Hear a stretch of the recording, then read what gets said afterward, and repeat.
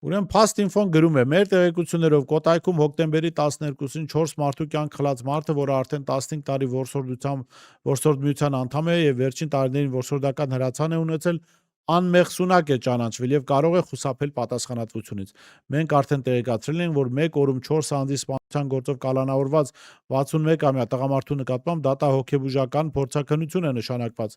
Ընդ որում վերջինս ԿՊԱ-ական է եղել։ Fast Info-ի աղբյուրները հայտնել են, որ տղամարդն անգամ ԿՊ գրասենյակից ստացած զանգի հիման վրա Կոտայքից իր մի քանի համագյուղացիների հետ մեքենայով գնացել էր Գյումրի աջակցելու Սարիկ Մինասյանին ընտրությունների ժամանակ եւ այժմ փաստորեն 1 օրում 4 անձի կյանք խլած ԿՊ աջակից անմեղսունակ է ճանաչվել։ Ինչ է նշանակում անմեղսունակ ճանաչել։ Դա նշանակում է, որ մարդը չի հայտնվի բանտում։ Քաղաքացիական պայմանագրի աջակիցը անդամը, որը 4 մարդ է սպանել, ճանաչվել է անմեղսունակ եւ այդ հիմքով չի հայտնվելու բանտում։ Այո, կլինի հոգեբուժարանում, ասի 5 ամիս, 6 ամիս, գուցե 1 տարի իբրև թե հարկադիր բուժում կարող է ստանալ եւ հայտնվել ազատության մեջ։